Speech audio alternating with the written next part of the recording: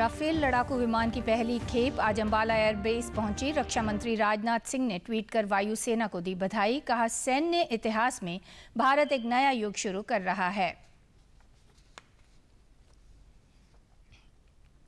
भाजपा के राष्ट्रीय अध्यक्ष जेपी नड्डा ने वीडियो कॉन्फ्रेंस के माध्यम से फतेहाबाद, हिसार, सोनीपत, रेवाड़ी, पलवल और नूंह में भाजपा जिला कार्यालयों का किया उद्घाटन।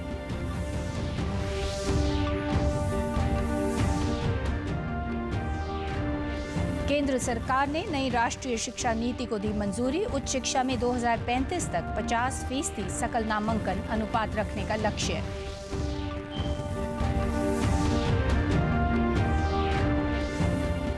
और रक्षाबंधन के त्योहार को लेकर इस बार डाक विभाग चलाएगा विशेष अभियान। छुट्टी के दिन भी वितरित की जाएंगी राखियां। नमस्कार, मैं शमी नागपाल। अब समाचार विस्तार से। केंद्रीय मंत्रिमंडल ने नई राष्ट्रीय शिक्षा नीति 2020 को मंजूरी दे दी है और आज शाम औपचारिक घोषणा केंद्रीय मंत्रियों प्रकाश जावड़ेकर और डॉक्टर रमेश पोखरियाल निशंक ने संयुक्त रूप से की। वहीं शिक्षा मंत्री डॉक्टर रमेश पोखरियाल निशंक ने कहा कि राष्ट्रीय शिक्षा नीति 2020 को तैयार करने के लिए विश्व की सबसे बड़ी परामर्श प्रक्रिया थी। उन्होंने कहा कि मैं देश के 1000 से अधिक विश्वविद्यालयों, 1 करोड़ से अधिक शिक्षकों और 33 करोड़ छात्र छात्रों को शुभकामनाएं देता हूं। घोषणा के दौरान केंद्रीय मंत्री प्रकाश जावड़ेकर ने कहा कि प्रधानमंत्री नरेंद्र मोदी की अध्यक्षता में आज कैबिनेट की बैठक में नई राष्ट्रीय शिक्षा नीति को मंजूरी दी गई है। उच्च शिक्षा में प्रमुख सुधारों में 2035 तक 50% सकल नामांकन अनुपात रखने का लक्ष्य रखा गया है। इस नीति के तहत उच्च शिक्षा में मल्टीपल एंट्री और एग्जिट का विकल्प दिया जाएगा। 5 साल के इंटीग्रेटेड कोर्स करने वालों को एमफिल नहीं करना होगा। कॉलेजों के एक्रेडिटेशन के आधार पर ऑटोनॉमी दी जाएगी। मेंटरिंग के लिए राष्ट्रीय मिशन चलाया जाएगा। हायर एजुकेशन के लिए एक ही रेगुलेटर रहेगा। अभी यूजीसी, एआईसीटीई शामिल हैं, हालांकि इसमें लीगल एवं मेडिकल एजुकेशन को शामिल नहीं किया जाएगा।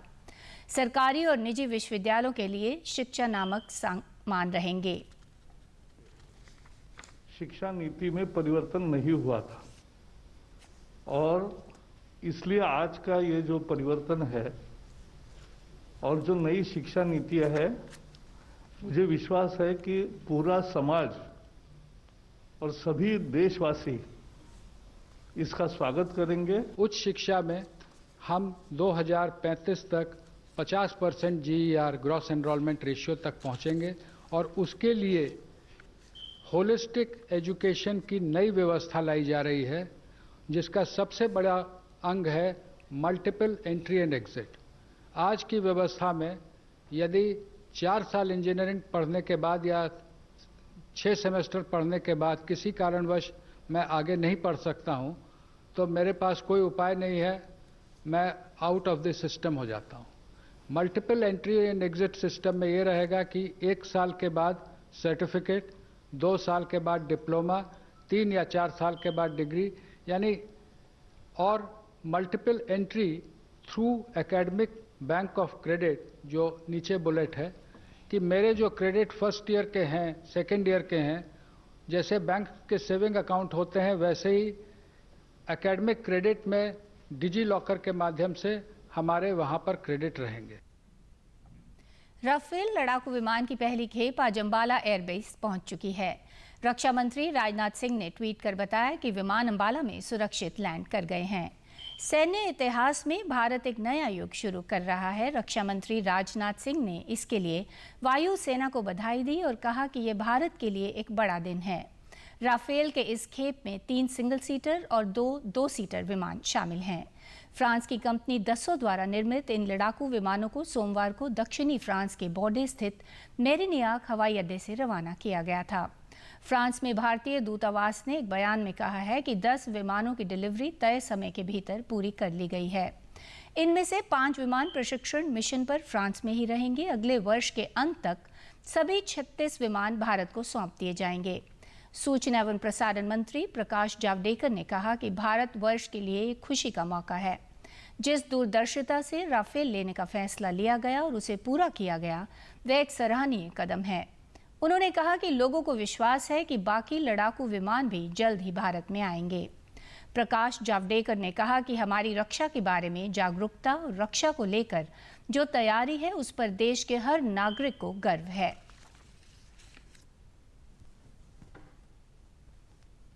राफेल का ये लेने का फैसला किया गया और उसको अंजाम दिया गया और बाकी भी हवाई जहाज जल्दी आएंगे, ये लोगों को विश्वास है। आज देश के हर नागरिक को गर्व है। भाजपा के राष्ट्रीय अध्यक्ष जगत प्रकाश नड्डा ने आज वीडियो कॉन्फ्रेंस के माध्यम से फतेहाबाद, हिसार, सोनीपत, रेवाड़ी, पलवल और नूंह में भाजपा जिला कार्यालयों का उद्घाटन किया। इस मौके पर मुख्यमंत्री मनोहर लाल, केंद्र व राज्य सरकार के मंत्री और सांसद भी वीडियो कॉन्फ्रेंस के जरिए कार्यक्रम से जुड़े। उद्घाटन समारोह को संबोधित करते हुए जेपी नड्डा ने कहा कि हरियाणा प्रदेश में भारतीय जनता पार्टी के लिए आज खुशी का विषय है। उन्होंने कहा कि कार्यकर्ताओं की मेहनत से आज हरियाणा में 6 स्थानों पर भाजपा जिला कार्यालयों का श्री गणेश हुआ है। हिसार बीजेपी कार्यालय के उद्घाटन अवसर पर आज हिसार में भाजपा प्रदेश अध्यक्ष ओपी धनखड़ मौजूद रहे। इस अवसर पर उन्होंने कार्यकर्ताओं से अधिक पेड़ लगाने का आग्रह भी किया। सुप्रीम कोर्ट द्वारा SYL के हल के लिए कोई रास्ता निकालने के लिए पंजाब और हरियाणा को दिए गए 3 सप्ताह का समय देने पर ओम प्रकाश धनखड़ ने पंजाब के मुख्यमंत्री कैप्टन अमरिंदर सिंह से राजनीतिक इच्छा शक्ति दिखाने का अनुरोध किया है। भाजपा प्रदेश अध्यक्ष ने कहा कि हरियाणा में टिड्डी दल का प्रकोप बढ़ता जा रहा है। उन्होंने कहा कि जिन किसानों की फसल खराब हुई है उन्हें अवश्य ही मुआवजा दिया जाएगा। सर्वोच्च न्यायालय ने SYL के संबंध में करियर राय दी है कि दोनों मुख्यमंत्री बैठकर इसका समाधान करें। Captain Amarinder ji political will दिखाएं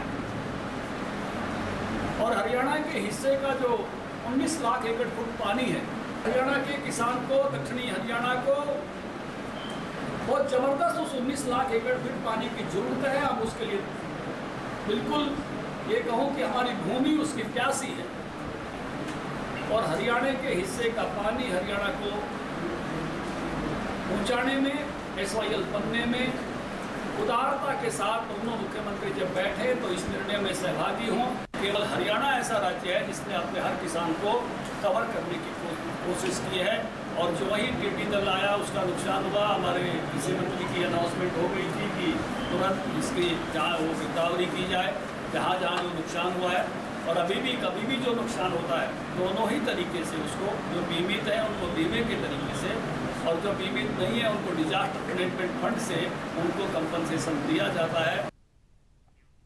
आज विश्व बाघ दिवस है। हर साल दुनिया भर में 29 जुलाई को राष्ट्रीय बाघ दिवस के रूप में मनाया जाता है। इस खास दिन का मकसद पूरे विश्व में बाघों के संरक्षण को लेकर लोगों में जागरूकता पैदा करना है। दुनिया के 13 बाघ रेंज वाले देशों में बाघों की आबादी का लगभग 70% हिस्सा भारत में है। पिछले 5 सालों में बाघों की संख्या में तेजी से इजाफा हुआ है। इस अवसर पर उपराष्ट्रपति M वेंकैया नायडू ने ट्वीट कर कहा कि अंतर्राष्ट्रीय बाघ दिवस के अवसर पर भारत के शानदार राष्ट्रीय पशु के संरक्षण के लिए हर संभव प्रयास करने का आह्वान करता हूं। यह हर्ष का विषय है कि विश्व भर में कुल बाघों में से करीब 70% भारत में पाए जाते हैं। यह भी संतोष का विषय है कि प्रोजेक्ट टाइगर के अंतर्गत देश में बाघों की संख्या में लगातार वृद्धि हो रही है। देश में बाघों की संख्या नियत 2022 से पहले ही दोगुनी हो गई है। सरकार के प्रयास अभिनंदनीय हैं। वन, पर्यावरण एवं जलवायु परिवर्तन मंत्री प्रकाश जावड़ेकर ने ट्वीट कर बताया कि भारत में 9 बाघ अभ्यारण्य के साथ 1973 में प्रोजेक्ट टाइगर की शुरुआत हुई थी। आज भारत में करीबन 2967 बाघों के साथ 50 बाघ अभ्यारण्य हैं। बाघ खाद्य श्रृंखला में सबसे ऊपर होता है, इसीलिए बाघों की बढ़ती संख्या जैव विविधता का प्रमाण है। करनाल के स्वतंत्रता सेनानी खुशीराम का परिवार आज भी उनके असूलों और आदर्शों को कायम रखे हुए है। वर्ष 1918 में सालवन गांव में जन्मे क्रांतिकारी खुशीराम का 1 मार्च 2020 को 102 वर्ष की आयु में देहांत हो गया। उनके पुत्र जगमिंदर और जयप्रकाश ने बताया कि उनके पिता का आज़ादी के लिए संघर्ष बचपन में ही शुरू हो गया था। अंग्रेज उस समय गांव में लगान वसूलते थे, जिसका समाज के लोगों ने विरोध किया और इस विरोध ने उन्हें सोचने पर मजबूर कर दिया। वे आर्य समाज के कुछ लोगों के संपर्क में आए और अंग्रेजों के अत्याचार का खुलकर विरोध किया। अंग्रेजी शासन और अत्याचारों के विरोध के कारण खुशीराम को कई माह तक मुल्तान जेल में बंद रखा गया। 6 महीने जेल काटने के बाद वे फिर से आज़ादी के आंदोलन में सक्रिय हो गए। जगमिंदर ने कहा कि गरीबी और संघर्ष के बावजूद उनके पिता कभी अपने कर्तव्य से पीछे नहीं हटे और आज हम उनके आदर्शों पर चलने का प्रयास कर रहे हैं। उन्होंने कहा कि प्रधानमंत्री नरेंद्र मोदी ने विकट परिस्थितियों में बावजूद देश की साख को बुलंदियों तक पहुंचाया है, जो सराहनीय है।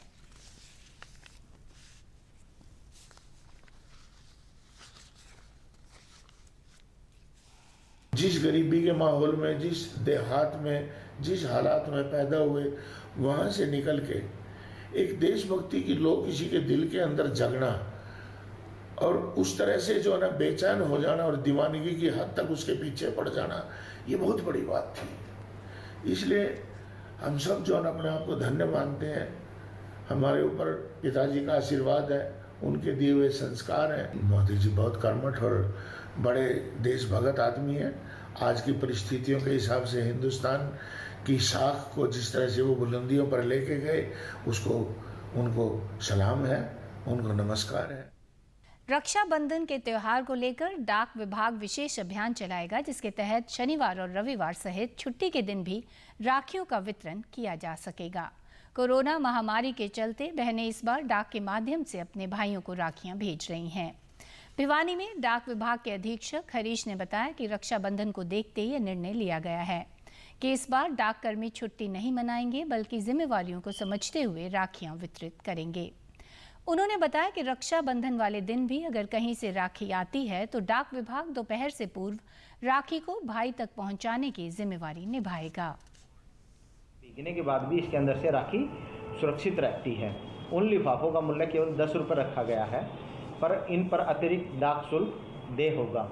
निर्धारित दरों पर स्पीड पोस्ट व रजिस्ट्री द्वारा भिजवाई जा सकती हैं। राखी मेल के लिए प्रधान डाकघर में पोस्ट करने के लिए अलग लेटर बॉक्स की व्यवस्था की गई है तथा इनको अलग से भिजवाने की भी व्यवस्था की गई है। राखी लिफाफे भिवानी मुख्य डाकघर, चरखी दादरी, लोहारू, शिवानी, तोसाम डाकघर में विशेष तौर से उपलब्ध हैं। बहनों ने डाक विभाग के इस फैसले का स्वागत करते हुए इसे एक अच्छा कदम बताया। उन्होंने कहा कि रक्षाबंधन का त्योहार बहन भाई के प्रेम का प्रतीक है और अगर बहन का प्यार भाई तक पहुंच सके तो यह बहनों के लिए बेहद खुशी की बात है। जो डाक विभाग ने फैसला लिया है कि राखियां सभी छुट्टियों को कैंसिल करते हुए डाक विभाग सभी बहनों की राखियां उनके भाई तक समय से पहुंचाएगा, तो ये एक बहुत खुशी की बात है कि इस काल के दौरान भी क्या होगा, हमारी जो राखियां हमारे भाइयों तक पहुंचेंगी। प्रदेश से जुड़ी खबरों को विस्तार से जानने के लिए आप हमारे साथ फेसबुक, ट्विटर और यूट्यूब के माध्यम से भी जुड़ सकते हैं। हमसे जुड़ने के लिए आप हमारे सोशल मीडिया हैंडल को फॉलो कर सकते हैं। मुख्यमंत्री मनोहर लाल ने केंद्रीय आवास एवं शहरी मामलों के राज्य मंत्री हरदीप सिंह पुरी से आग्रह किया कि Delhi Panipat regional rapid transit system corridor का विस्तार करनाल तक किया जाए। इस कॉरिडोर से यात्रा के समय में बचत होगी और करनाल सहित पूरे कनेक्टिंग क्षेत्र को भी आर्थिक लाभ होगा। मुख्यमंत्री ने कल चंडीगढ़ में वीडियो कॉन्फ्रेंसिंग के माध्यम से हुई भाजपा शासित राज्यों के मुख्यमंत्रियों की बैठक में ये मांग रखी। भाजपा के राष्ट्रीय अध्यक्ष जेपी नड्डा और केंद्रीय आवास एवं शहरी मामलों के राज्य मंत्री हरदीप सिंह पुरी भी बैठक में शामिल रहे। मुख्यमंत्री ने कहा कि प्रधानमंत्री नरेंद्र मोदी की आत्मनिर्भर भारत के विजन को साकार करने और इस अभियान को जमीनी स्तर पर ले जाने के लिए राज्य में रेहड़ी फड़ी विक्रेताओं को ऋण सुविधा प्रदान की जा रही है। मुख्यमंत्री ने कहा कि राज्य में सूक्ष्म, लघु और मध्यम उद्योगों को बढ़ावा देने के उद्देश्य से उद्यमियों की सहायता के लिए शिशु ऋण और मुद्रा ऋण की भी व्यवस्था की है।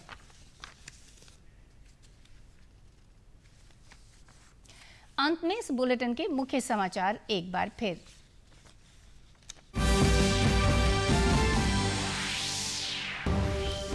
राफेल लड़ाकू विमान की पहली खेप आज अंबाला एयरबेस पहुंची। रक्षा मंत्री राजनाथ सिंह ने ट्वीट कर वायुसेना को दी बधाई। कहा, सैन्य इतिहास में भारत एक नया युग शुरू कर रहा है। भाजपा के राष्ट्रीय अध्यक्ष जेपी नड्डा ने वीडियो कॉन्फ्रेंस के माध्यम से फतेहाबाद, हिसार, सोनीपत, रेवाड़ी, पलवल और नूंह में भाजपा जिला कार्यालयों का किया उद्घाटन।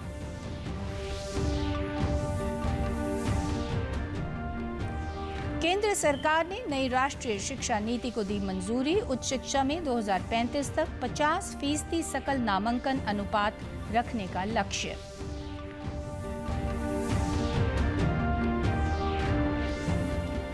और रक्षाबंधन के त्योहार को लेकर इस बार डाक विभाग चलाएगा विशेष अभियान। छुट्टी के दिन भी वितरित की जाएंगी राखियां। समाचारों में आज इतना ही। नमस्कार।